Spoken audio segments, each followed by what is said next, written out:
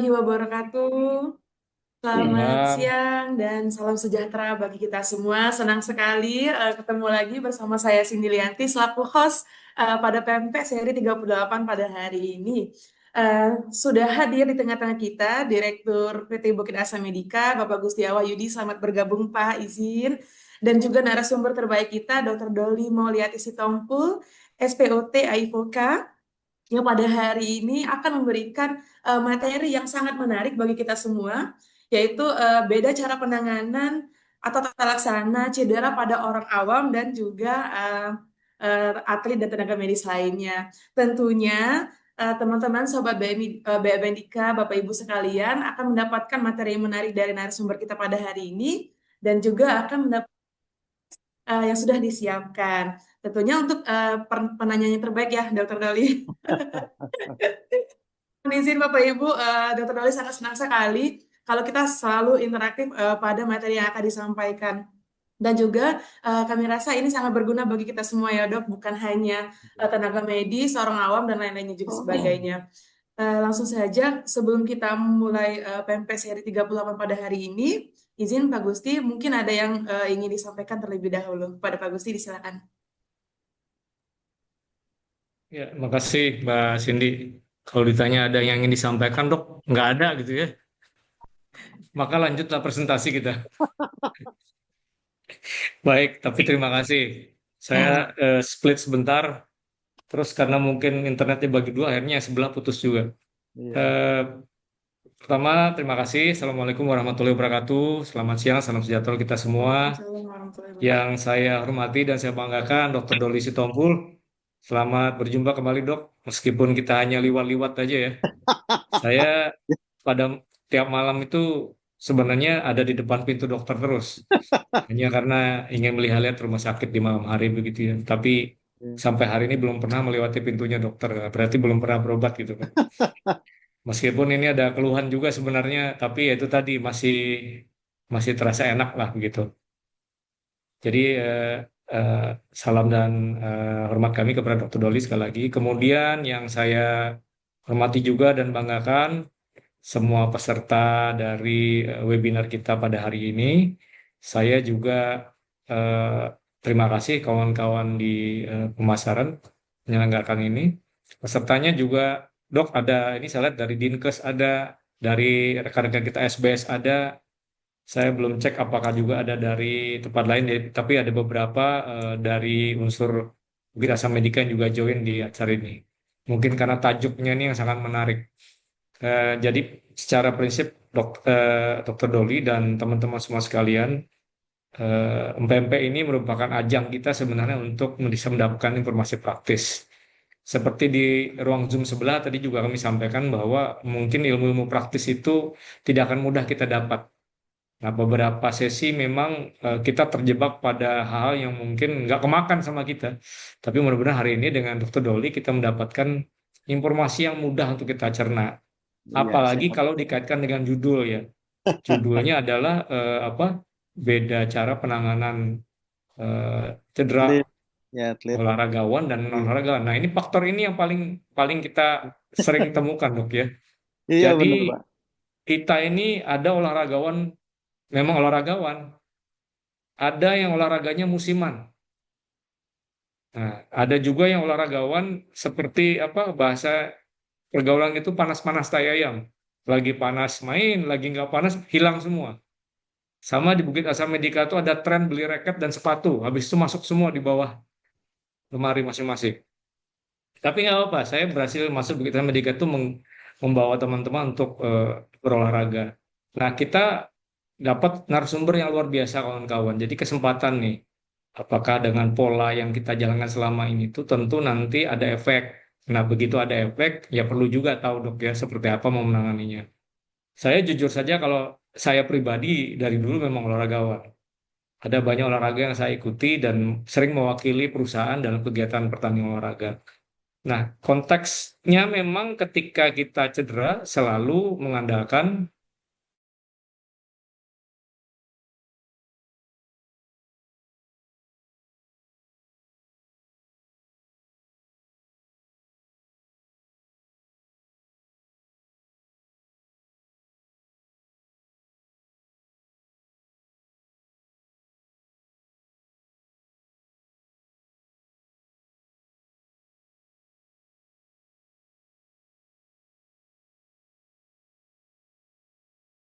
sudah terlihat bisa di ini slideshow. Oke, good. Oke, baik. Baik, terima kasih. Ini sudah langsung? Langsung boleh, dokter. Oke, baik. Terima kasih atas kesempatannya. Selamat siang untuk eh, rekan-rekan semua, Pak Gusti dan seluruh tim manajemen.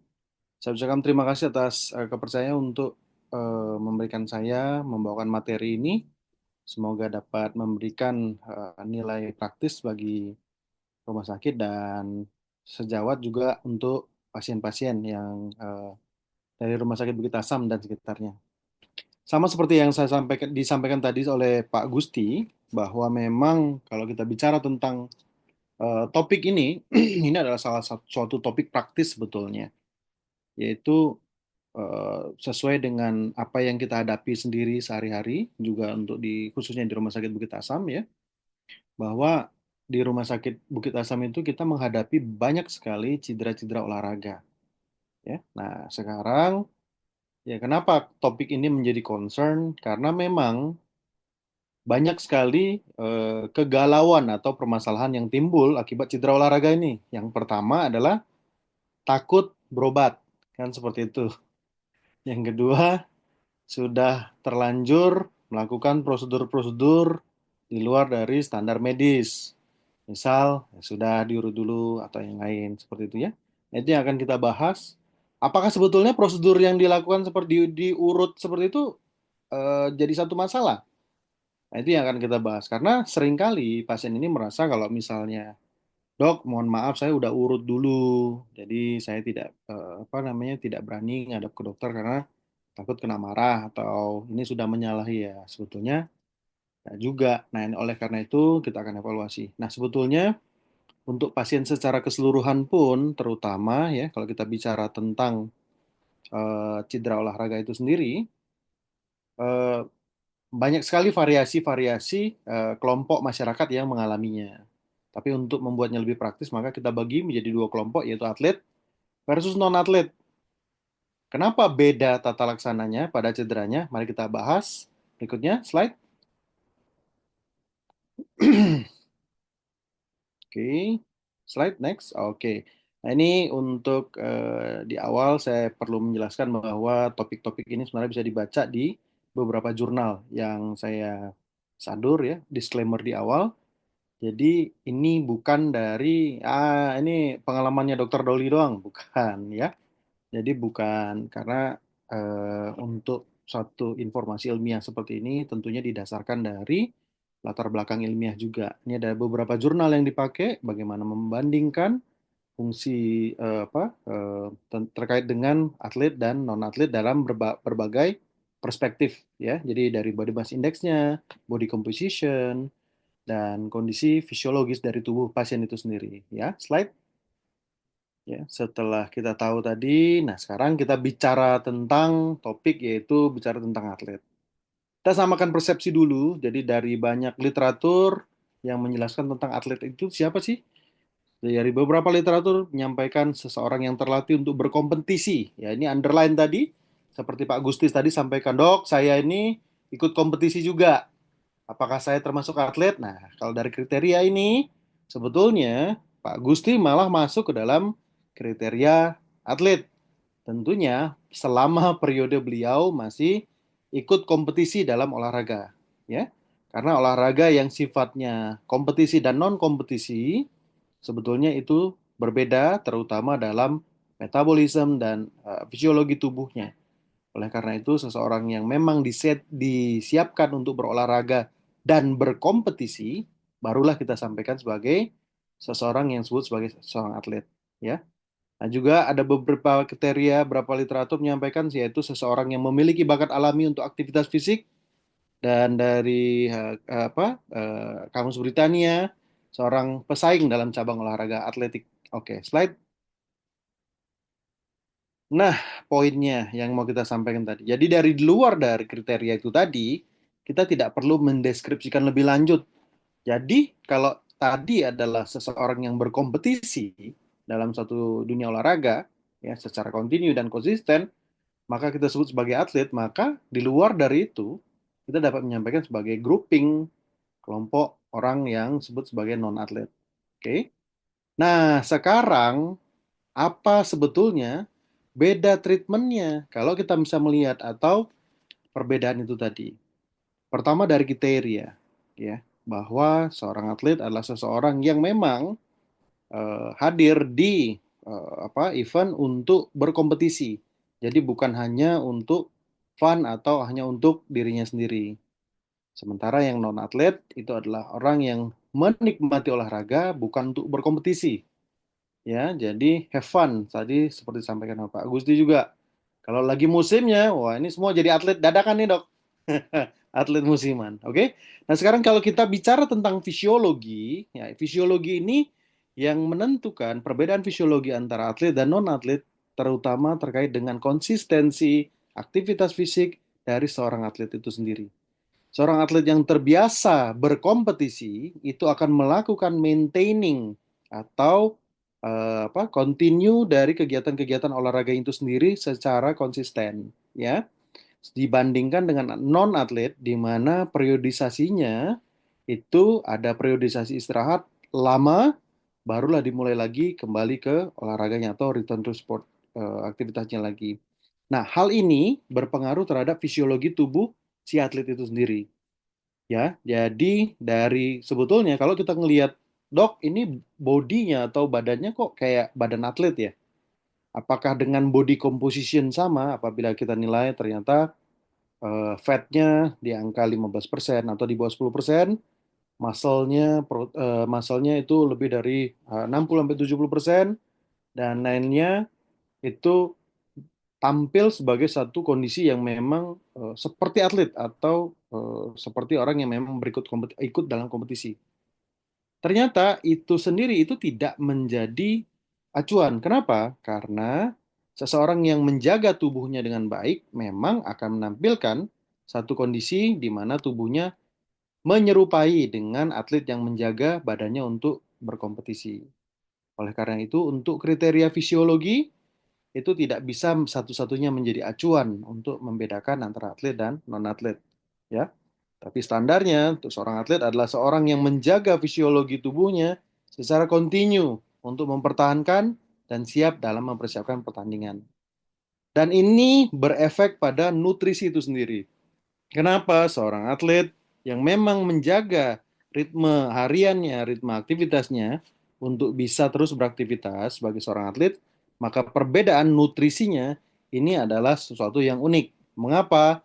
Dalam beberapa literatur disampaikan bahwa dibutuhkan lebih dari 30% volume serta nilai kalori yang lebih baik pada seorang atlet untuk bisa dapat mempertahankan metabolisme hariannya. Hal ini juga sama seperti rumus harian body BMR ya, harian. Pada seorang yang beraktivitas berat itu ditambahkan sekitar 30%, sehingga atlet untuk aktivitas hariannya atau metabolisme hariannya, body metabolism rate-nya itu dianggap 30% lebih tinggi daripada orang secara umum. Nah, dari nutrisi ini pun ini juga menjadi satu acuan bahwa sebetulnya apabila seseorang memang kita jaga atau kita maintain menjadi seorang atlet, makannya pun tidak bisa sembarangan, ya. Nah, ini sering menjadi jokes di mana pada saat ada event-event olahraga internasional di mana atlet-atlet luar negeri datang ke Indonesia, ketemu dengan atlet Indonesia, mereka dengan bebas bisa menikmati makanan bebas dari menu yang disiapkan oleh penyelenggara event. Nah, ini menjadi sesuatu hal yang memang menjadi fenomena harian kita bahwa memang pemahaman tentang nutrisi khusus antara atlet dan non-atlet itu juga belum terlalu diperhatikan. Dan berikutnya terkait dengan recovery. Recovery ini juga menjadi satu hal yang penting. Kenapa? Karena recovery pada atlet itu jauh lebih baik daripada pada awam karena memang terkait dengan konsistensi dan aktivitas hariannya yang menyebabkan cedera pada atlet itu recovery rate-nya itu jauh lebih baik, dan itu menjadi pertimbangan bahwa pada atlet yang mengalami cedera terutama pada struktur tubuh tertentu, misal pada atlet badminton mengalami cedera pada elbow atau cedera pada wrist atau pergelangan tangan, maka aktivitas olahraga atau exercise yang dilakukan itu tidak boleh dihentikan dengan pertimbangan bahwa selama fase recovery, aktivitas olahraga justru mengakselerasi juga recovery pada pergelangan tangan. Ya, slide. Nah, ini adalah kriteria tadi kita sudah kita bahas tentang siapa atlet itu. Sekarang kita bahas cedera olahraganya yang dimaksud itu yang mana. Jadi semua jenis olahraga yang kita bahas spektrumnya sangat luas. Tapi kita akan coba tampilkan secara sederhana bahwa topik yang kita bawa adalah terkait dengan cedera olahraga. Jadi seluruh spektrum olahraga, apapun itu terkait dengan sport, maka resiko kerusakan pada otot, sendi, atau tulang akibat aktivitas olahraga, baik itu terjadi pada saat bertanding maupun sesudah selesai bertanding baru terasa nyeri, itu termasuk dalam cedera olahraga. Nah, untuk waktunya atau timingnya, apabila baru terjadi dalam periodisasi kurang dari 3 bulan, maka disebut sebagai cedera akut. Sementara apabila sudah berulang atau lebih dari 3 bulan, ini adalah suatu cedera kronis. Kenapa harus dibedakan, dok, antara cedera akut sama cedera kronis? Karena penanganannya pun akan beda, ya, recovery rate-nya juga akan beda. Oke, slide. Ya, nah jadi area yang mengalami cedera spektrumnya sangat luas. Nah, terutama dalam hal ini yang saya bahas adalah cedera-cedera yang memang berkaitan dengan case ortopedi. Karena kalau case yang melibatkan pada abdomen, trauma pada urogenital, itu saya tidak akan membahas lebih lanjut. Tapi kita akan membahas lebih lanjut terkait dengan pada muskuloskeletalnya. Slide.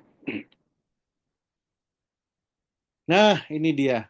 Ya, jadi kembali pada akhirnya kita sampai ke tahap perbandingan antara sport injury pada atlet dibandingkan dengan non-atlet. Slide berikutnya. Oke, ya kita bedakan antara kedua warna ini. Sorry, ini sebetulnya masih ada sedikit variasi slide yang akan saya berikan, tapi mungkin belum sempat masuk ke dalam slide ini. Kembali ke slide sebelumnya.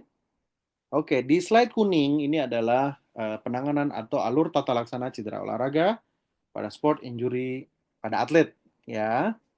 Dibandingkan dengan slide yang hijau adalah pada non-atlet, ya.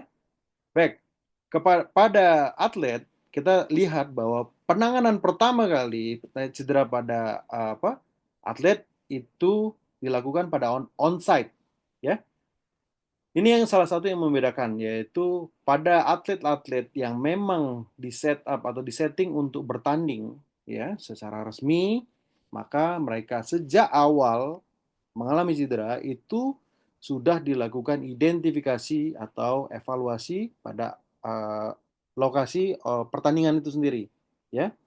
Kalau kita sering melihat adanya pertandingan tenis atau pertandingan basket, adanya cedera di lapangan, maka tim, ya, medis yang memang disiapkan untuk menjaga pada area tersebut itu sudah melakukan treatment awal. Kenapa ini sangat penting? Karena memang apabila injury atau cedera yang terjadi di lapangan, ya, misal pasien dengan patah atau dislokasi pada patella atau ankle, tidak dilakukan treatment, misal keluar dari lapangan jalan kaki, atau cuma digotong sama temennya, atau yang lain, ya jelas ada cedera ikutan di situ. Sementara pada seorang atlet, begitu dia mengalami cedera, si atlet dipersilakan untuk diam pada posisinya, dibantu untuk mobilisasi, dibantu dengan stretcher dan sebagainya. Ya, dibantu juga dengan beberapa alat atau berikan beberapa bantuan seperti spray untuk mengurangi suhu, untuk mengurangi radang, sehingga kemungkinan untuk cedera tambahan itu diminimalisir. Ya, slide. Dibandingkan dengan pada atlet cedera pada non atlet, sering kali yang terjadi itu adalah penanganan ya udah seadanya. Terkilir, jatuh, ankle-nya sprain, maka ditarik angkutnya sudah jalan sendiri. Jalan sendiri keluar, tidak ada bantuan, sudah selesai jatuh pun di tepi lapangan si atlet pesertanya itu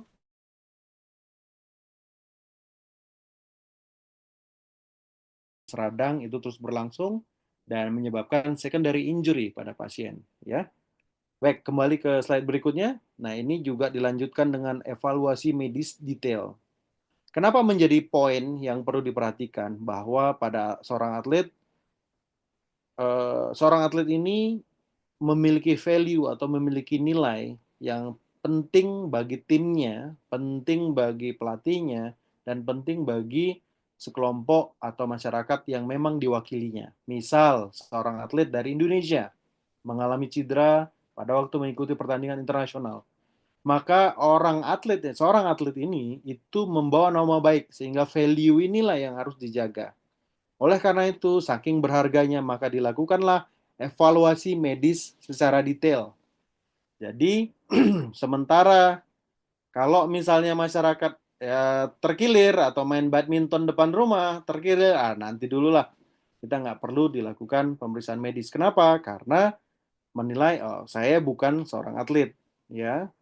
Nah, ini adalah salah satu bentuk beda bahwa pada atlet kita selalu melanjutkan dengan pemeriksaan evaluasi medis secara detail. Sesudah itu pun, sesudah diketahui cederanya lokasinya di mana, barulah dilakukan segera tata laksana dalam koordinasi antara atlet, coach, dan tim medis. Apakah ini mau kita lakukan dengan tindakan operasi atau tindakan non operasi?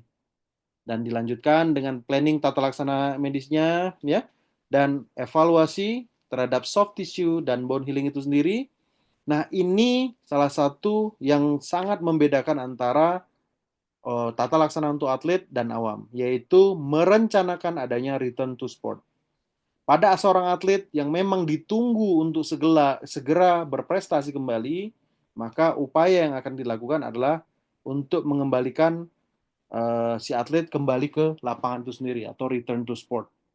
Oleh karena itu, beban seperti bisa dilihat di sini ya, beban seorang medis, beban tim dokter, beban tim atlet itu sendiri, coachnya itu sangat padat dan sangat penting, terutama bagaimana caranya mulai dari awal, ya, waktu di lapangan, sewaktu konsultasi medisnya, sewaktu perencanaan, sewaktu monitoringnya, dan segera mengembalikan ke sport, itu menjadi suatu perjuangan yang sangat penting bagi atlet dan tim untuk segera mengembalikan si atlet. Dan berbeda dengan slide non-atlet. Ya, jadi pada non-atlet, penanganan cedera awal, slide berikutnya. Ya, nah di sini kita lihat bahwa seorang yang non-atlet dari awal cederanya onsite itu tidak ada, evaluasi medis detailnya tidak ada, planning antara medis, tim coach dan atlet itu tidak ada. Jadi kita bisa lihat sendiri bahwa hampir seluruh fase penanganan non atlet yang tadi kita dapatkan itu tidak diterapkan atau tidak didapatkan oleh seseorang yang sifatnya non atlet. Oke, slide.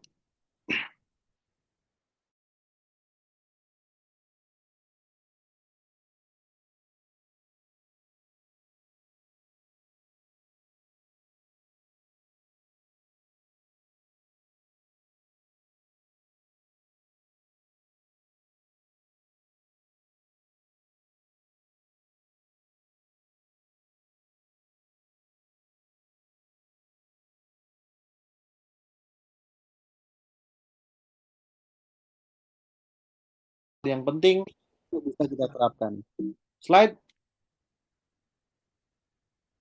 Oke, ya. Jadi secara garis besar mungkin itu yang bisa saya sampaikan. Semoga bisa aplikatif dan menjadi bahan untuk diskusi untuk penanganan dan pasien, terutama pasien-pasien dengan cedera sport di Rumah Sakit Bukit Asam dan sekitarnya. Saya kembalikan kepada MC-nya, Mbak Cindy. Terima kasih. Baik, terima kasih Dokter Dali. Wow, sangat menarik sekali ya Dok, cara beda penanganan atlet dan non-atlet. Untuk Sobat BM Medika yang mau berdiskusi, monggo dipersilakan. Jika memang ada pertanyaan atau mau berdiskusi langsung dengan Dokter Doli, dipersilakan. Oke, coba dicek.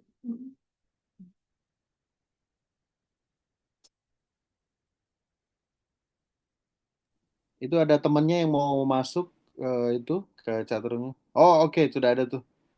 Dokter Tria ya.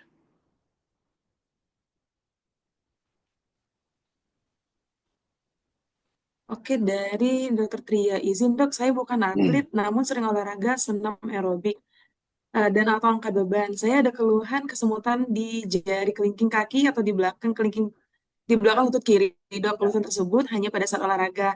Apakah mungkin keluhan ini diakibatkan cedera olahraga? Sebaiknya apa yang harus saya lakukan, dok? Terima kasih. ya, oke. Ya, jadi ini mungkin tidak dijelaskan ya, sudah berapa lama sebetulnya keluhan itu terjadi dan apakah itu sudah terjadi sebelum ada olahraganya atau memang sebetulnya cedera olahraga itu terjadi pada waktu secara rutin melakukan tindakan kegiatan olahraganya. Baik, kita coba jawab aja dengan data yang yang sudah ada bahwa memang eh, apakah ini bisa disebabkan dari cedera olahraga? Kalau untuk aktivitas olahraganya yang lifting atau angkat beban kemungkinan besar minimal ya. Tapi kalau untuk senam aerobik ini mungkin terjadi dari situ ya, bahwa memang tidak ada insiden atau tidak ada apa namanya tidak ada kejadian serius, misal terkilir langsung atau kebentur atau apa pada waktu olahraga tersebut. Tapi apabila keluhan tersebut, keluhan yang dihadapi yaitu nyeri, kesemutan itu tadi berlangsung lebih dari 3 minggu, sangat disarankan untuk dilakukan evaluasi ya. Jadi jangan dibiarkan. Kenapa? Karena kalau misalnya ternyata cedera ini adalah suatu cedera yang walaupun ringan, tapi kita biarkan dan akibat olahraga, maka kegiatan-kegiatan lain selain olahraga pun bisa terganggu. Misal untuk jalan-jalan, untuk nge-mall, untuk bekerja, jalan juga bisa terganggu ya. Jadi baiknya kalau saran saya kemungkinan ada cedera olahraga seperti ini dilakukan pemeriksaan atau evaluasi, terutama apabila dihadapi atau dialami lebih dari 3 minggu. Kalau untuk penanganan-penanganan awal, standarnya dengan RICE, ya, resting, ice, compress, itu sudah lebih dari cukup sebetulnya, kalau memang tidak ada cedera serius. Gitu mungkin kira-kira. Oke, dari Mbak Tria yang apa yang sudah dijelaskan dari Dokter Doli, apakah ada yang ingin didiskusikan kembali? Tahu Iya, sudah cukup? oke. Kalau tidak ada, lanjut kedua ya. Oke, kita Pertanyaannya. mungkin lanjut ya, Dok. Eh, Dari Iya, Mbak Maudi Dwi Saputri, Serasan Radio. Izin, Dok, olahraga yang cocok untuk umur 50 ke atas apa ya, Dok?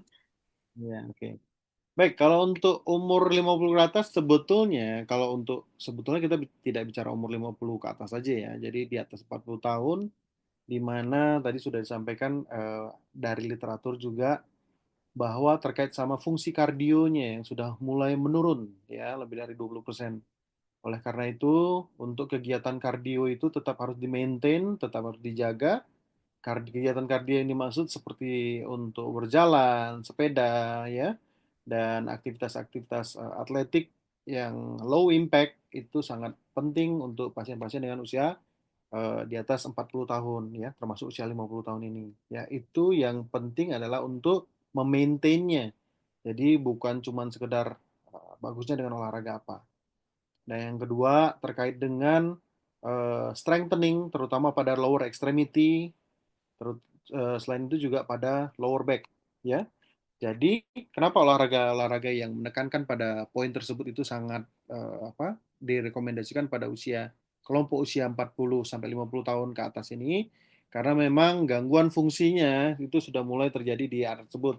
Misalnya yang paling sering dikomplain itu adalah terkait dengan dok, ini sudah mulai ada pengapuran. Nah, kalau sudah mulai ada pengapuran-pengapuran seperti ini, itu selalu menjadi masalah yang sangat mengganggu untuk kelompok usia ini. Oleh karena itu, jangan khawatir dengan pengapurannya, karena pengapuran adalah suatu proses normal dalam tubuh.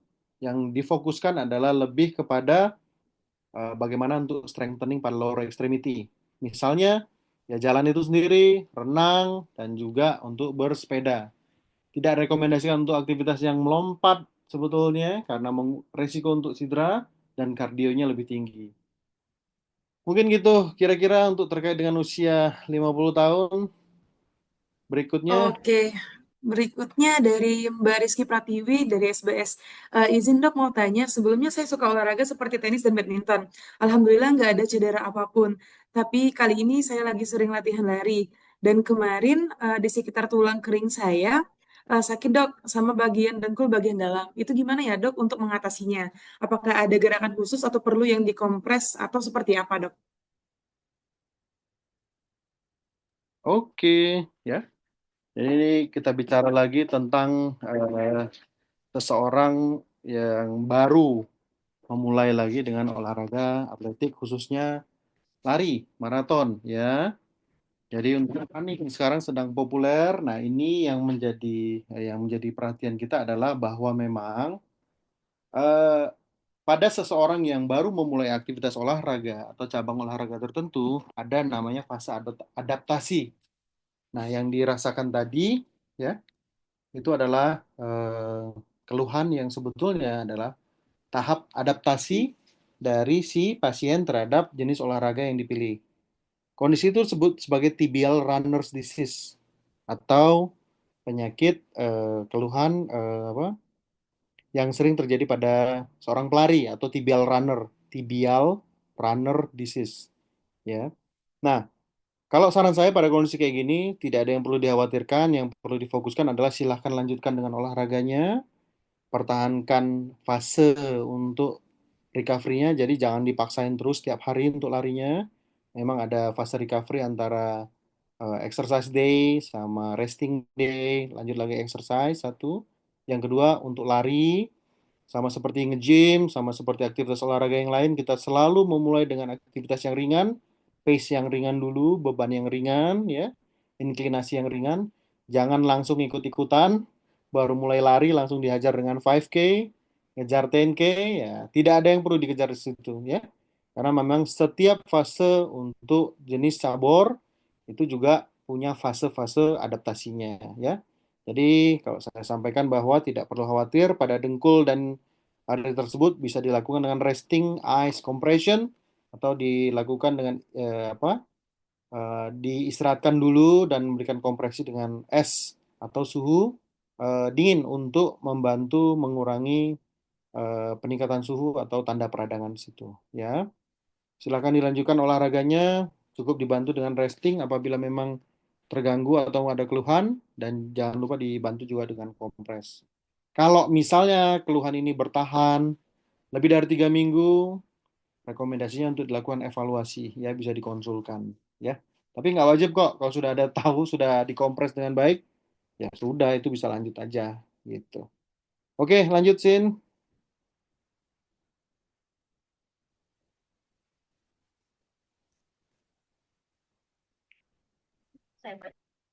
Suaranya hilang. Suaranya Cindy, Cindy. Mbak Sorry Sin. dok. Oh ya, oke, oke. Gimana, lanjut, Ya, lanjut. dari Mbak Vidya PT Bergerak Medika. Siang dok, apa yang menentukan kapan seseorang baik awam maupun atlet aman untuk kembali berolahraga setelah cedera? Dan bagaimana cara mengedukasi masyarakat agar tidak meremehkan cedera olahraga yang tampak ringan? Terima kasih dok. Oke, good nih. Terima kasih pertanyaannya. Ini pertanyaan orang yang memang memperhatikan dari awal nih. Ya, jadi gimana dok indikasinya nih return to sport nih?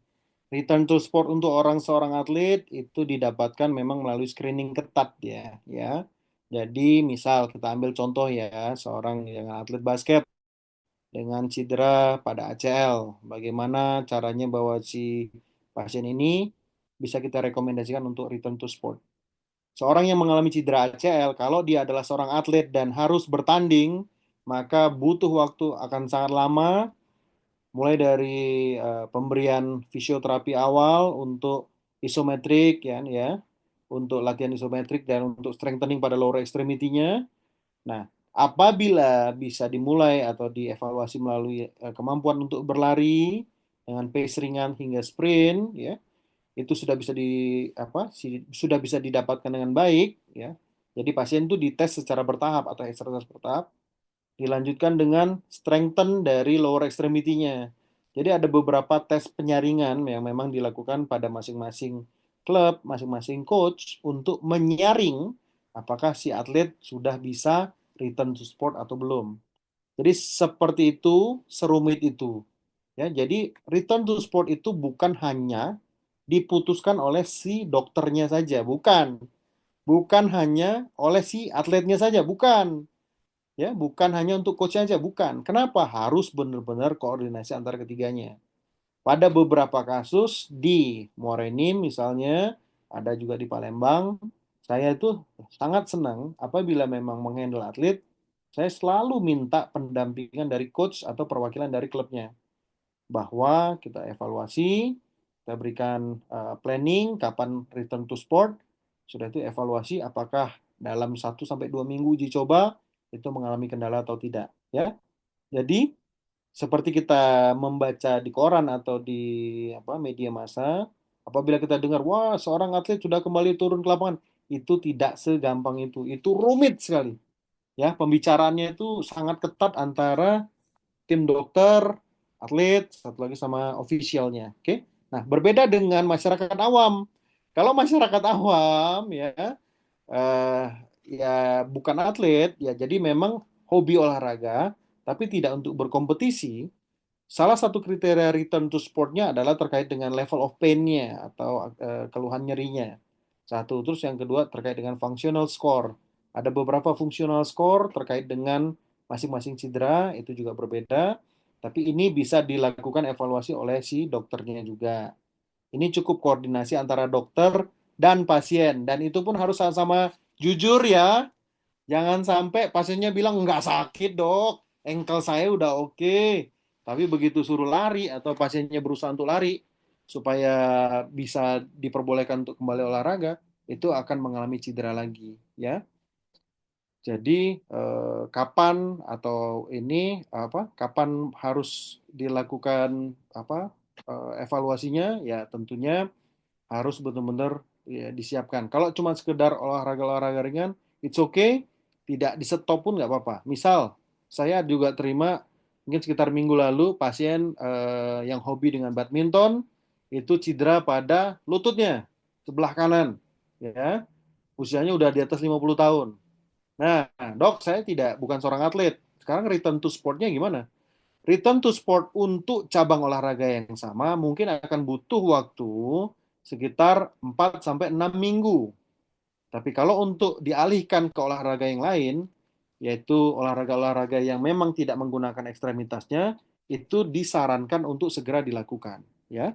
Jadi orang yang awam pun bukan seorang atlet, tapi terbiasa dengan olahraga, kalau misalnya memang sudah terbiasa olahraga, baiknya jangan stop olahraganya, hanya diganti jenis olahraganya.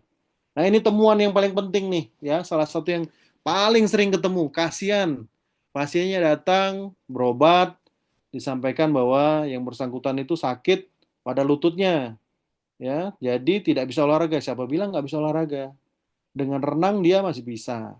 Dengan gym untuk main upper extremity dia masih bisa, ya. Jadi jangan buru-buru digeneralisir apabila memang mengalami cedera pada satu ekstremitas atau satu area tertentu akibat olahraga. Bagi seorang yang memang hobi olahraga, sangat disarankan untuk tetap mempertahankan olahraga tapi diubah jenis olahraga yang akan diterapkan. Ya, bagaimana caranya agar tidak meremehkan? Nah ini salah satunya adalah mengikuti acara pempek seperti ini. Memang edukasinya harus satu-satu, susah.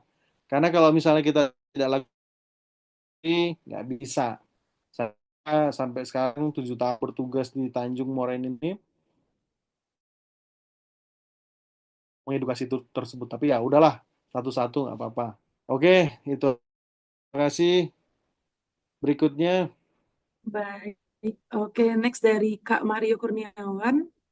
Izin dok, ketika saat lari, tulang kering saya serasa ngilu dok. Lalu saat duduk setelah olahraga, after pendinginan, di atas tulang ekor saya terasa sakit dok. Apakah itu termasuk cedera olahraga dok? Apa rekomendasinya untuk mengurangi rasa nyeri dan sakitnya itu dok? Terima kasih. oke. Jadi sama seperti tadi ya. Nanti mungkin Cindy bisa. Tadi yang share share screen siapa ya? Seriuskan sini dok. Oke, Cindy. Cindy coba buka Google, ketik tibial runners disease. Oke, tibial runners disease keluar nggak gambarnya? Ya, nanti bisa di share screen. Itu unik loh kasus ini, karena tibial runner disease ini bukan hanya pada pelari aja, semua yang sifatnya atletik, sepak bola, tibial runner disease. Ini dia, tibial runner disease. Image bisa dilihat ya, atau bahasa medisnya sebut sebagai tibial periostitis. Coba klik image ya. Nah, ini mungkin cukup menjawab. Itu dia gambar yang kedua dari atas kiri atas. Nah, itu dia ya. Jadi ini adalah salah satu tibial periostitis. Ya, jadi tibial periostitis atau runner disease seperti ini adalah suatu hal yang normal terjadi pada seseorang yang baru mulai beradaptasi dengan olahraga, terutama yang sifatnya lari. Satu. Yang kedua, orang yang baru beradaptasi dengan kecepatan yang baru. Misal tadinya pace 7,5, sekarang naik ke 7 atau 6,5. Ya, jadi itu adalah satu hal yang normal. It's not injury, sport injury bukan. Ya, atau seseorang yang biasa lari di pace 6, ya, main interval 7,5 kembali ke 6, ya, atau lari di 6, yang biasanya lari cuma setengah jam atau 1 jam, yang biasanya lari 5K atau 10K tiba-tiba naik ke half marathon 21 atau full marathon 42, atau saya juga dapat salah satu, ada dua pasien itu yang di Palembang itu dengan ultramaraton 100 kilo ya. Jadi dengan ultramaraton pun ya seseorang yang sudah terbiasa lari ya, jadi bukan baru lari setahun 2 tahun enggak, tapi udah belasan tahun mengikuti lomba berlari, itu mengikuti ultramaraton pun masih mengalami fase ini. Jadi tidak usah khawatir dengan keluhan seperti ini adalah fase normal. Tapi agar tibial runner disease ini kan adalah proses radang ya, agar tibial runner disease ini tidak mengganggu secara kontinu terhadap si aktivitas larinya, maka jangan lupa pasca berlari atau sudah selesai fase restingnya, itu area yang nyerinya itu dikompres dengan dingin setidaknya 10 sampai 15 menit dilakukan dengan pemberian kompres es. Ya, itu salah satu alasan kenapa pada event-event olahraga misal half marathon atau full marathon pada garis finish biasanya disediakan air es atau ice bathing di situ ya untuk membantu menurunkan suhu seperti ini. Tapi ini sifatnya hanya di superficial saja. Ya, tidak perlu direndam satu kaki, enggak, jangan. Ya, karena itu berpengaruh kepada ritme vaskular dan ritme dari heart rate-nya atau denyut jantungnya itu sendiri, ya. Jadi kalau saran saya untuk menguranginya ya paling kompres es itu tidak termasuk dalam cedera olahraga. Ini adalah bagian dari fase adaptasi dari olahraga dengan kecepatan kecepatan juga dan waktu atau timing dari olahraga itu sendiri. Begitu kira-kira Cindy. Ada tambahan lagi nih kayaknya. Oke, Kayaknya lanjut. memang menarik sekali ya dok ya. Materi kita hari ini Ya, banyak nggak banget apa-apa. nih yang Lanjut, nanya. lanjut. Oke, ini dari siapa ya, user iPhone. Dok, ketika kita mengalami keluhan nyeri ringan pada kaki, misalnya Mit, tumit atau lutut, kapan betul. memutuskan untuk tetap olahraga, misalnya jogging atau gym? Dan kapan memutuskan untuk stop sebelum dibawa ke dokter? Oke, ya. Jadi kapan kita memutuskan untuk tetap olahraga? Apabila memang dalam 24 sampai 48 jam nyerinya teratasi sendiri. Ya udah lari aja sendiri lagi. Nggak apa. Ya. Karena memang soft tissue injury atau bursitis atau radang seperti itu, recovery time-nya itu butuh sekitar 5 sampai 6 hari atau 1 minggu. Oke? Kalau 1 sampai 2 hari aja sudah membaik, ya udah olahraga lagi aja, nggak apa-apa. Ya, tapi kalau lebih dari situ, ya berarti ya dia adalah fase inflame. Jangan dipaksakan, ya. Satu. Terus kapan dok harus stop olahraganya dan harus dievaluasi sama dokter? Seperti saya sampaikan tadi, kalau memang lebih dari 50% keluhan, misal nyeri hari ini adalah skornya 5 sampai 6, dalam 2 minggu sudah berkurang sampai sisa 2 atau 3, masih ada nyeri atau tidak terlalu berat, ya tidak perlu dilakukan ini, tidak perlu dilakukan pemeriksaan khusus. Artinya apa? Recovery time-nya itu sesuai dengan waktu yang normal, normal time-nya. Tapi kalau dalam 2 sampai 3 minggu nyeri waktu insiden sampai 3 minggu itu tetap sama nyerinya, ya berarti pentingnya bagi kita untuk segera mencari tahu ini kenapa ya, kan seperti itu. Dan saya rasa sekarang pasien-pasien itu udah lebih kritis ya. Begitu 1 minggu dia berolahraga, nyerinya nggak hilang-hilang tuh sudah banyak yang segera konsul ke poliortopedi untuk dievaluasi. Saya rasa sudah masuk edukasinya ke masyarakat gitu. Oke, gitu aja Sin. Kira-kira lanjut. Oke, lanjut dari Mbak Ana Bawi. Izin dokter usia lansia perempuan 60 tahun dengan keluhan kehilangan kekuatan saat mengangkat tangan kanan ke atas. Kemungkinan disebabkan apa ya, Dok? Wah, ini spektrumnya sangat luas ya. Jadi kita belum tahu juga background atau latar belakang si ibu usia 60 tahun ini ya. Kalau memang cuman sekedar kehilangan kekuatan saja, itu bisa faktor peripheral nerve atau saraf tepi. Misal kalau pada lengan itu adalah bagian dari plexus brachialis atau saraf pada ini. Boleh dibuka Cindy? Untuk Google-nya nanti bisa di-share, namanya thoracic outlet syndrome ya. Nah, ini adalah salah satu yang paling umum tuh dihadapi. THO, thoracic thoracic C thoracic outlet syndrome outlet, itu dia, thoracic outlet syndrome. Nah, ini dia ya. Oke, coba di scroll ya, di scroll. Oke ya. Nah, ini dia yang di tengah. Ini, Dok?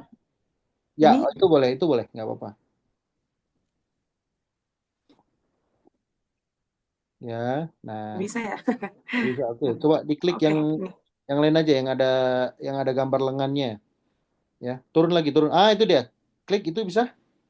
Ya, Ini, itu Dok? bisa. Nggak bisa ya. Oh, ini. Turun lagi, turun lagi, turun lagi. Scroll, scroll, scroll. Oh, itu yang ada hijaunya, yang ada lengan hijau itu. Kiri. Oke, good. Klik. Nah, ya. Ini adalah satu kondisi namanya thoracic outlet syndrome, ya.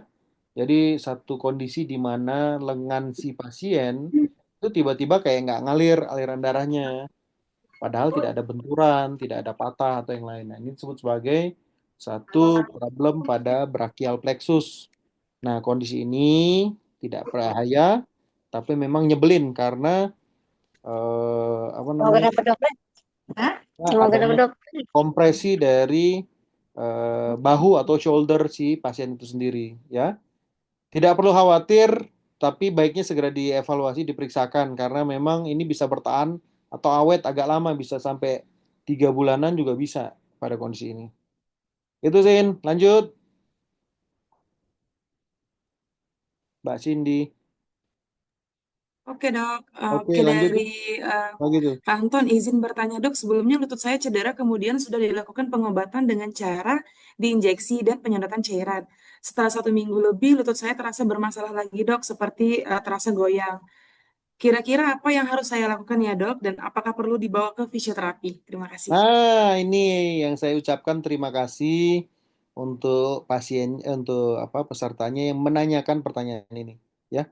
Karena saking luasnya spektrum cedera olahraga yang kita bicarakan, ya, mungkin tidak bisa dijelaskan satu-satu. Nah, ini ada case yang bagus ya. Dok, saya ini cedera, lutut bengkak, sudah disedot cairannya 1 minggu. Tapi sekarang rasanya goyang. Apa yang dilakukan? Apakah bisa ke fisioterapi? Ya bisa. Ya, jadi pertanyaan gini, bahwa lutut manusia itu adalah satu struktur yang sangat kuat, ya, terdiri atas dari 3 struktur tulang, ya, dari tulang paha atau femur, tibia, dan juga patella, ya. Nah, ketiga struktur ini itu terkoneksi satu sama lain dengan ikatan ligamen yang sangat kuat. Kenapa saya bilang sangat kuat? Karena kalau tidak ada benturan yang keras pada lutut, itu ligamennya tidak akan mungkin mengalami cedera, tidak mungkin bengkak, tidak mungkin nyeri. Ya, jadi kalau misalnya terjadi perdarahan atau ada cairan di lutut, artinya memang terjadi robekan di sesuatu tempat di dalam lutut. Nah, itu yang perlu dicari tahu. Dokter, ini sudah 1 minggu, tapi kok serasanya kayak goyah lututnya, jadi kayak goyang seperti itu. Ada dua kemungkinan. Satu, memang benar ada cedera ligamen di dalam. Baik itu ACL, PCL, MCL, atau yang lainnya. Atau yang kedua, memang ini masih fase recovery atau inflamasinya. Jangan buru-buru mendiagnosis pasien dengan, wah putus ini nih ligamennya, putus yang itu, ya. Karena pembengkakan atau adanya swelling pada persendian itu menyebabkan ligamen itu tidak bisa memiliki tension yang baik, sehingga terasanya lebih goyah. Bukan cuma di lutut, di pergelangan tangan juga, di ankle sama juga, ya. Maka kita baru bisa menilai apakah memang benar ada cedera kerusakan di dalam, itu biasanya lebih dari 1 bulan atau setidaknya 6 minggu sesudah mengalami cedera. Itu juga menjadi salah satu indikasi kenapa di ortopedi dokter-dokternya itu terbiasa evaluasinya setelah 6 minggu baru dilakukan MRI. Jadi bukan buru-buru, ayo langsung ini, gitu ya. Maka untuk mendiagnosisnya kita baru bisa menilai adanya perdarahan atau adanya penumpukan cairan. Tapi kalau untuk mengetahui adanya cedera ligamen, nah itu masih susah. Ya, jadi jangan buru-buru melakukan special treatment, buru-buru melakukan operasi, terutama pada di daerah lutut karena kemungkinan cedera ligamen itu sangat banyak. Sibuk dengan satu ligamen, ternyata ligamen yang lain juga rusak. Nah, ini kan lebih lebih repot karena perlu tindakannya berulang. Ya, termasuk sama MRI ini sering latah. Habis cedera lutut maka besok pagi langsung MRI. Apanya yang mau dilihat?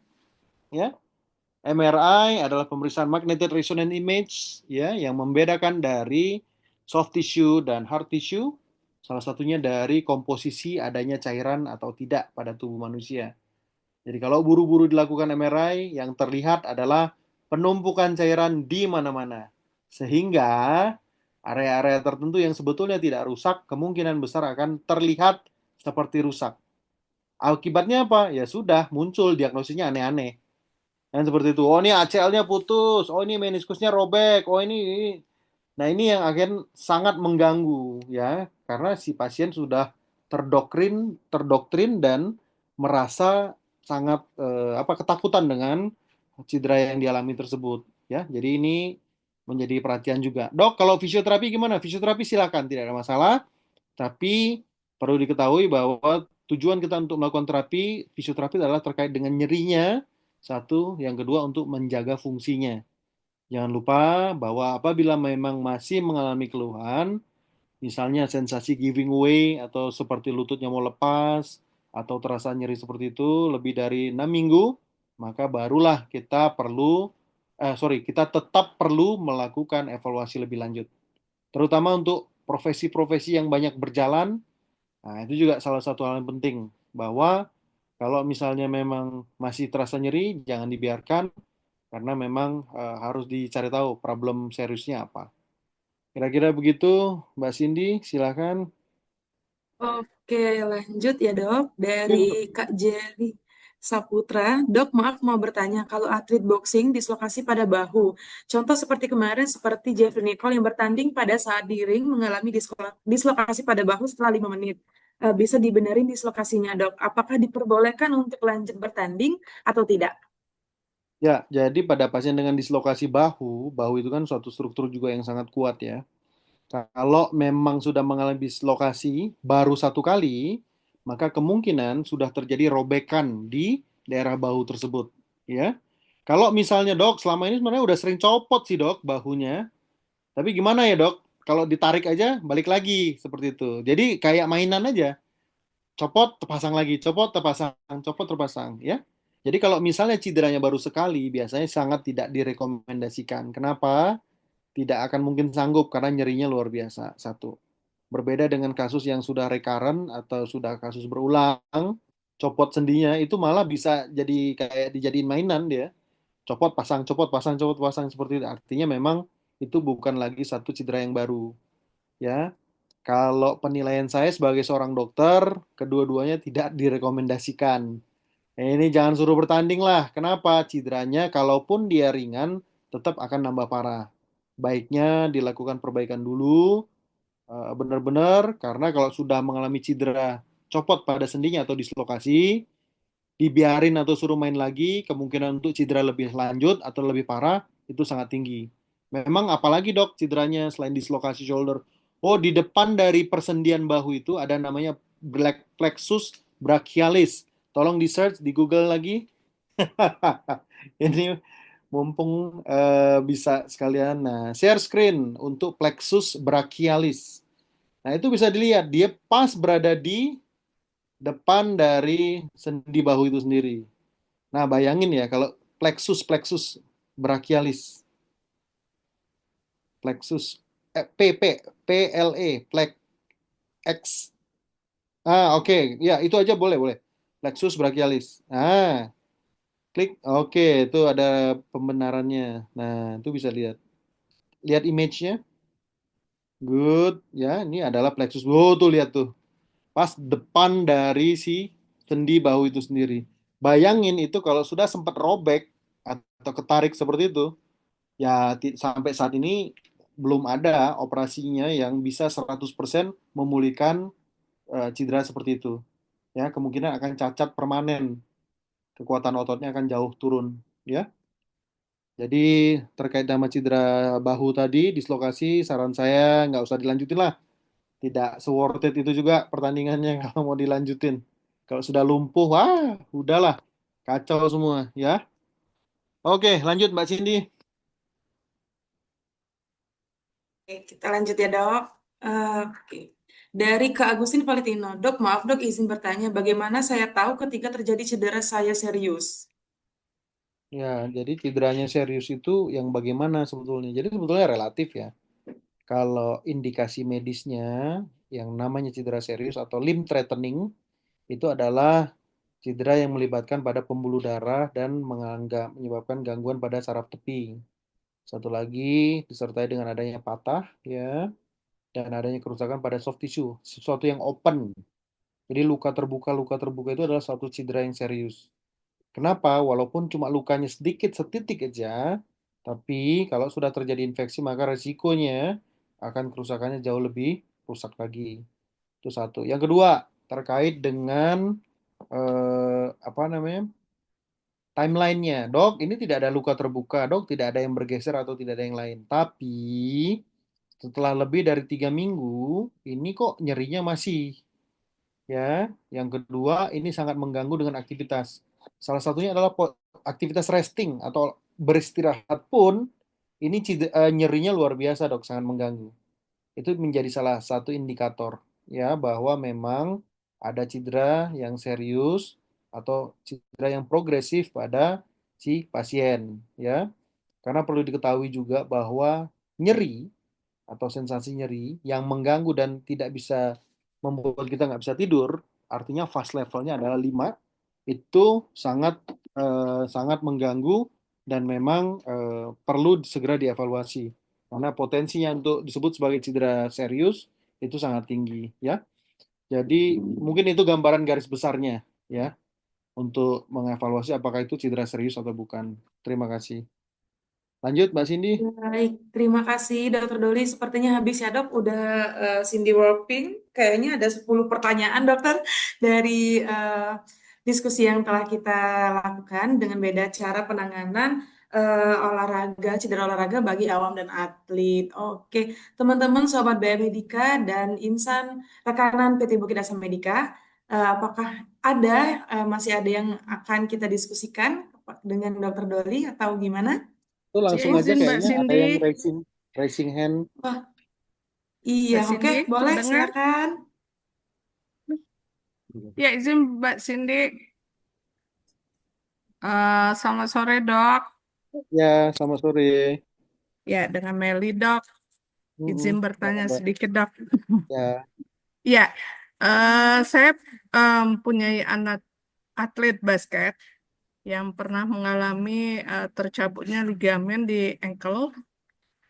Pernah juga konsul dengan Dokter Doli.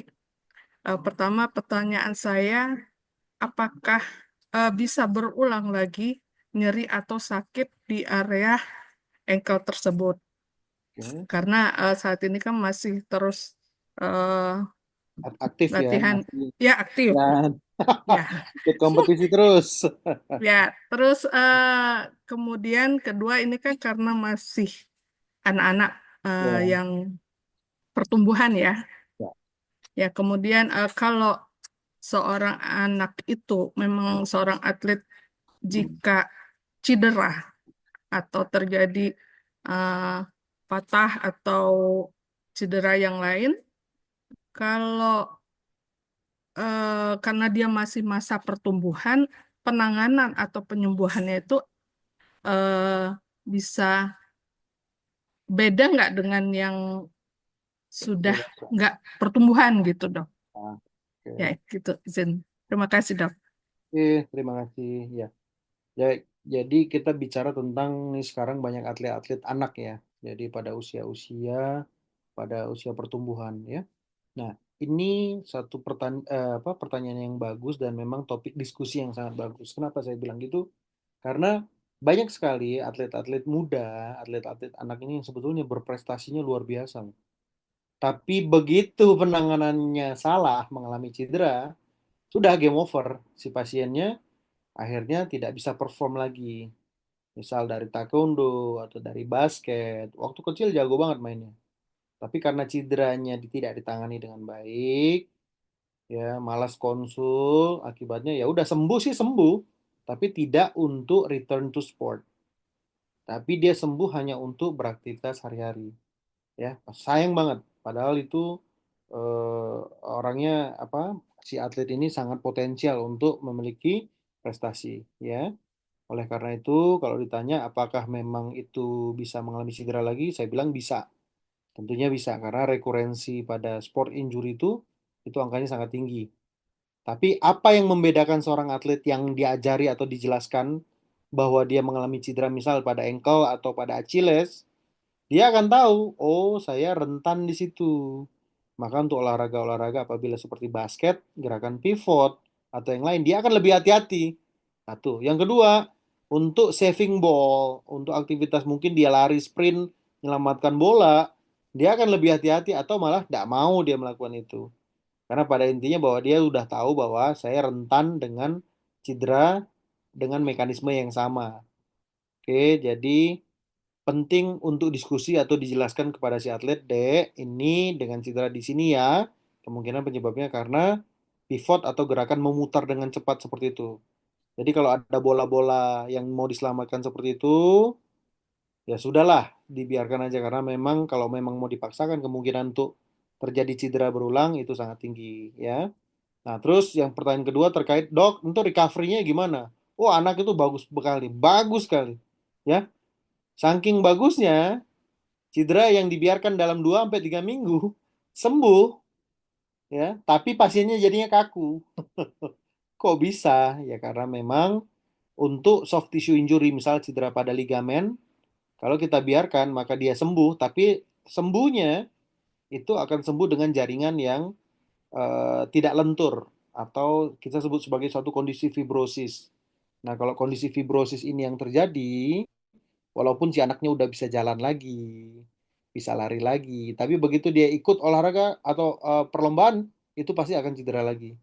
Kenapa? Ya, karena memang sembuhnya tidak sempurna. Oleh karena itu, yang membedakan antara atlet dan non-atlet, karena memang anak yang berikut kompetisi itu dianggap sebagai seorang atlet, maka treatmentnya harus khusus. Apa itu, Dok? Satu, habis cedera, lakukan pemeriksaan, lakukan treatment, resting. Kalaupun mau dikembalikan ke olahraga, itu tidak serta-merta langsung loncat, langsung ikut pertandingan, enggak. Tapi baiknya ada periodisasi di mana si anak dimulai dengan adaptasi lagi. Ya, diadaptasi misal dengan latihan mobilisasi, lari dengan pace ringan, dinaikkan lagi temponya, dinaikkan lagi aktivitasnya.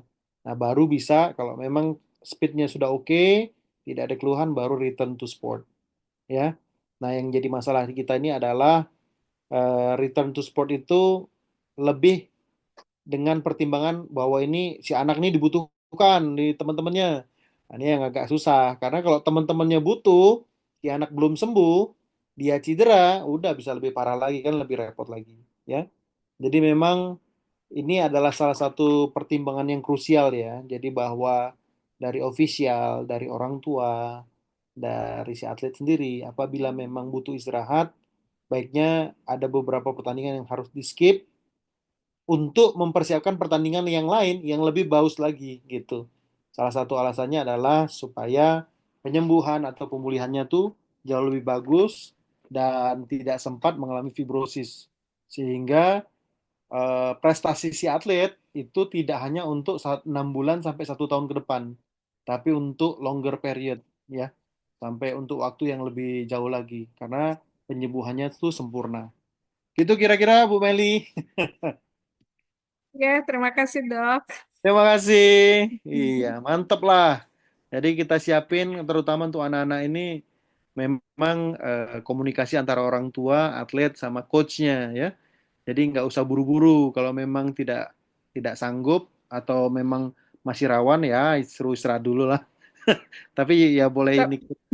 Iya, tapi jadi ketakutan sendiri juga, Dok, karena mereka masih anak-anak. Ih, kalau cedera nanti anaknya gimana? Jadi menjadi Iya. ketakutan orang tua juga untuk Ya, apa meneruskannya. Ini anak karir di olahraganya apakah bisa terus atau tidak, gitu, Dok. ya. Boleh, enggak apa-apa. Itu perlu perlu evaluasi lebih dalam sih, Bu. Jadi bukan cuma sekedar tahu cederanya di mana, ligamennya gimana, maka pembicaraan kita akan lebih kompleks. Itu perlu duduk bareng sama coachnya dan perlu monitoring ya.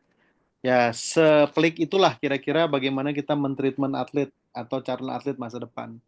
Kira-kira gitu, Ibu. Oke, Salam siap, Dok. hati-hati. Terima kasih, Oke, Dok. sama-sama. Oke, pertanyaan sangat bagus ya Tambah dokter ya. banyak. Mungkin ada satu lagi dokter, ini ada di kolom chat kita. Iya, Dari iya. Yusra iPhone, dok untuk proporsi olahraga pada wanita umur 38 tahunan. Berapa persen gym dan berapa persen kardio ya dok? Untuk mencegah osteoporosis.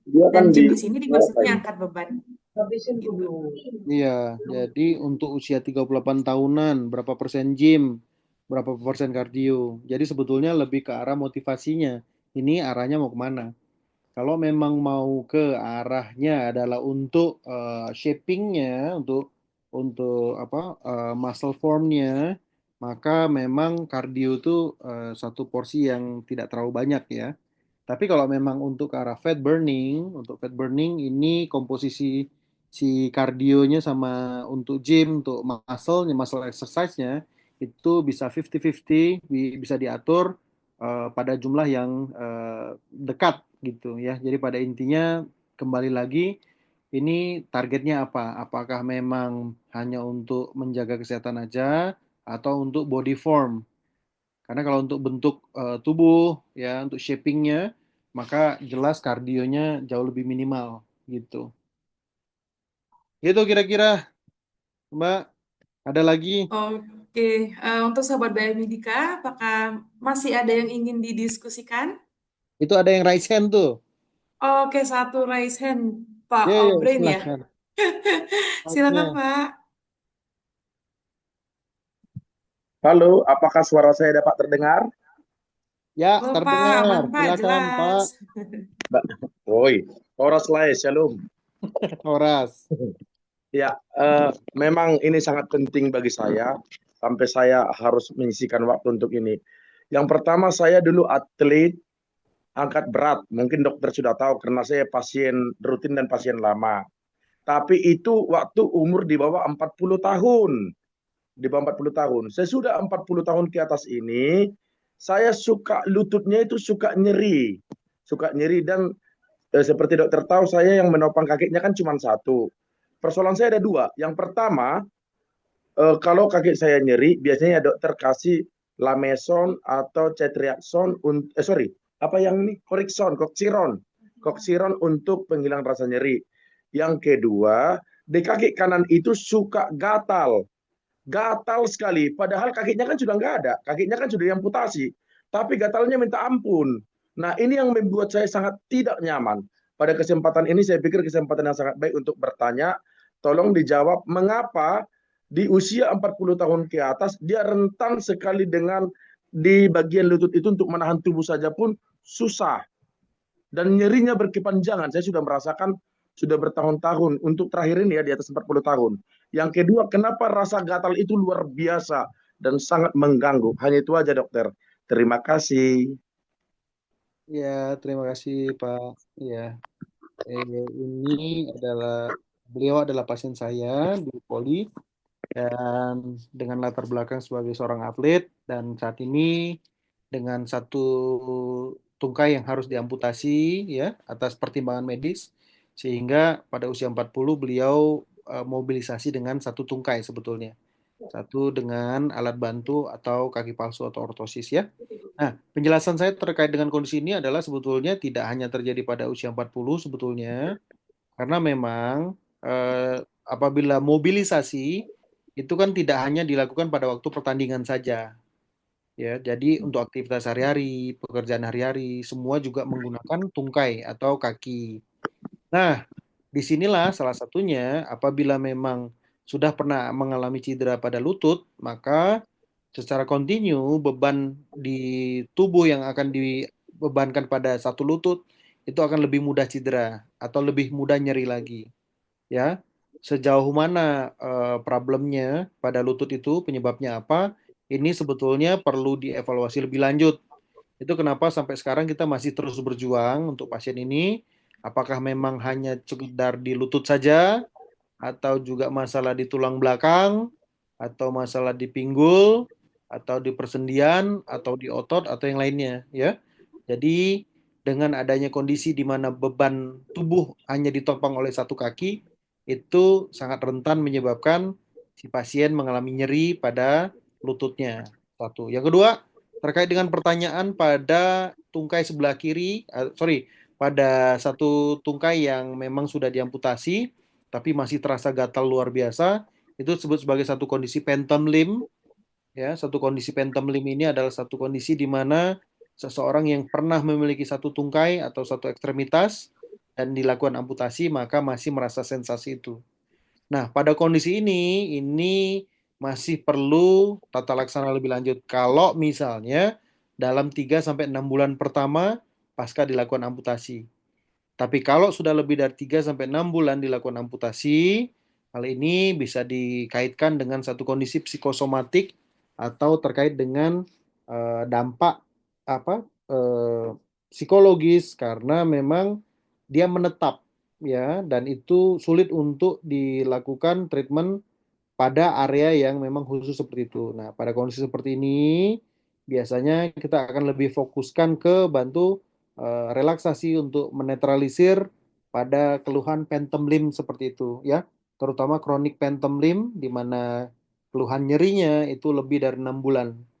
Perlu koordinasi tidak hanya dokter ortopedi, bisa juga dokter saraf dan juga dari beberapa tim dokter lainnya.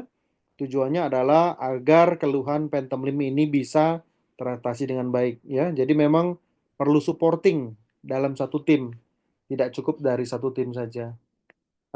Kira-kira begitu Bapak. Terima kasih. Terkait sama phantom limb kita masih perjuangkan ya, masih diusahakan karena masih harus terus berjuang. Baik, Makasih terima Mbak. kasih dokter Silakan. penjelasannya. Makasih, makasih. Ya.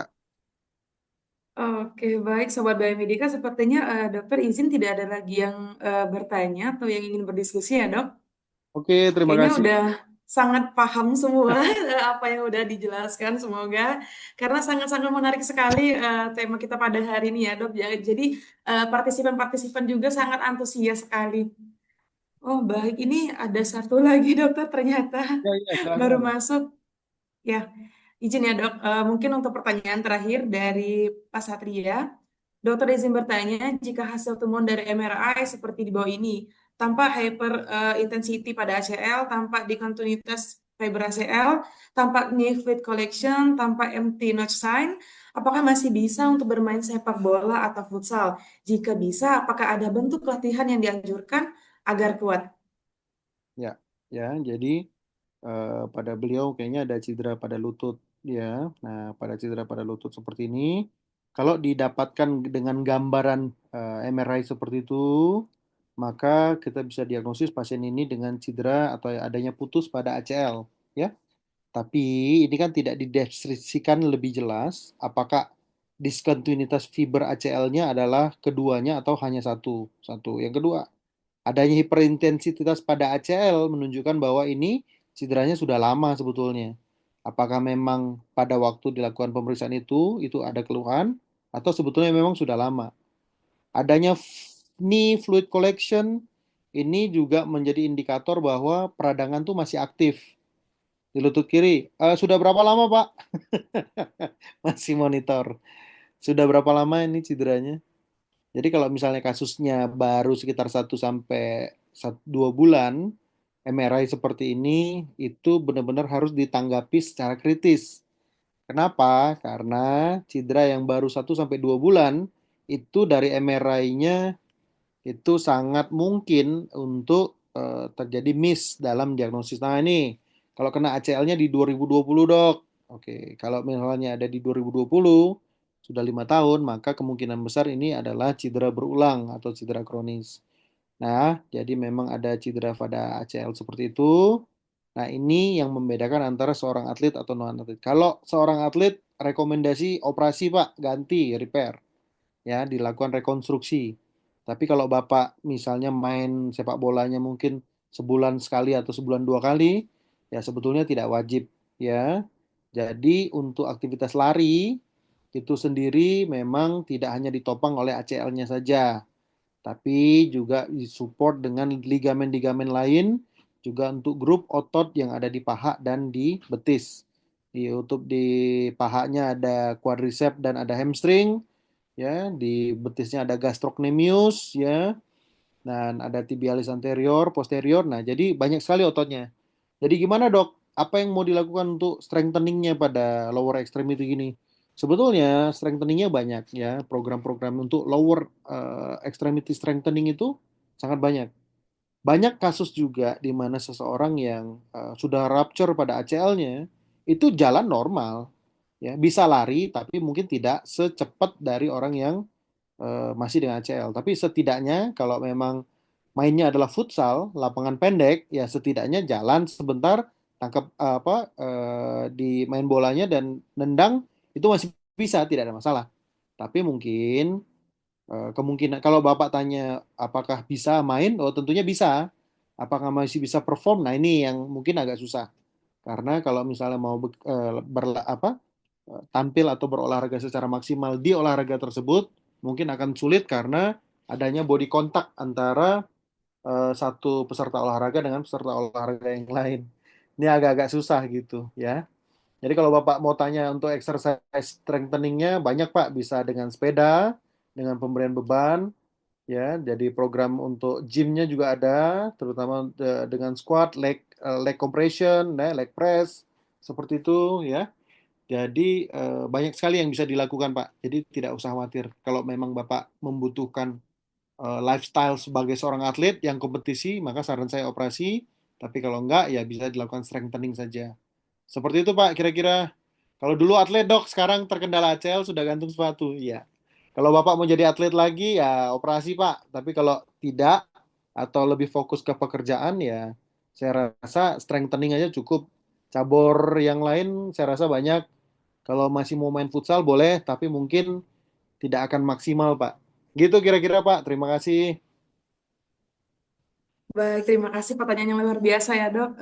Dok, izin kemungkinan ini kan sedih udah coba wrapping, ada 13 pertanyaan.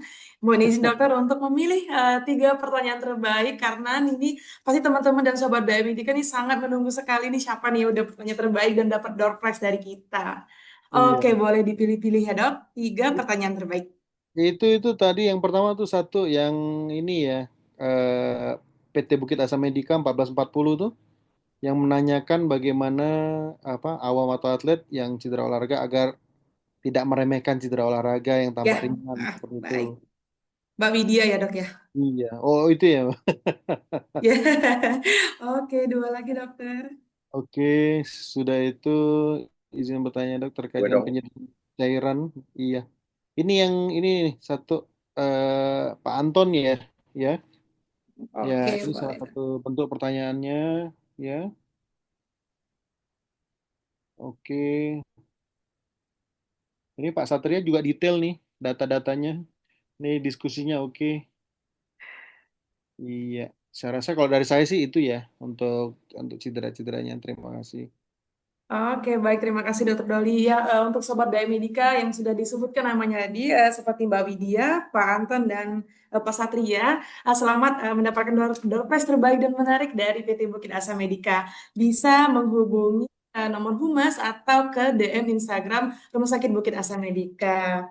Baik, sini coba wrapping dari kita Zoom pertama ya dok. Jadi teman-teman Sobat BM Medika, rekanan insan PT Bukit Asa Medika, bahwasannya beda cara penanganan dari atlet maupun non-atlet itu bagi awam ataupun yang atlet cedera olahraganya.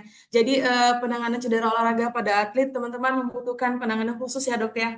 Karena intensitas olahraga yang lebih tinggi dan risiko cedera juga yang lebih serius. Dan juga seringkali melibatkan fisioterapi olahraga dan pemulihan yang ditargetkan untuk mengembalikan performa tingkat yang tinggi seperti pertanyaan-pertanyaan Sobat BM Medika yang telah diutarakan dan didiskusikan kembali sama kita tadi.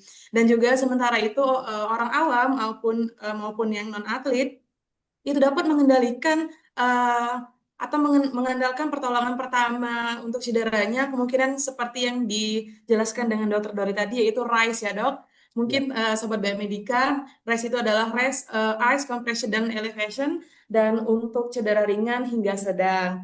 Jadi tetap harus waspada teman-teman Sobat Biomedika untuk melakukan olahraga-olahraga seperti yaitu gym, jogging, fitness atau dan lain sebagainya. Dan juga jangan lupa kalau memang ada cedera yang serius maupun cedera ringan atau yang ada keluhan tentang tulang, otot, segala macam, boleh dikonsultasikan dengan Dokter Doli Sitompul di Rumah Sakit Bukit Asa Medika yang prakteknya di Senin sampai Rabu ya dok, izin Ya, ya benar. di jam 7 malam. Jadi beliau sangat terbuka untuk berdiskusi dan konsultasi lebih lanjut perihal penyakit-penyakit atau keluhan kita tentang ortopedi ini, teman. Baik teman-teman, terima kasih telah meluangkan waktunya. Terima kasih Dokter Doli hari ini dan juga terima kasih Pak Gusti yang telah meluangkan waktunya untuk bergabung bersama kita. Senang sekali. Terima kasih rekan-rekan yang telah juga sangat berpartisipasi dan antusias sekali untuk di acara PMP seri 38 kita hari ini. Baik, saya Cindy, selaku host atau moderator pada hari ini. Pamit, wassalamualaikum warahmatullahi wabarakatuh. Selamat sore. Salam. Terima kasih semua. Terima kasih Pak Gusti. Terima kasih dok. Waalaikumsalam. Terima kasih.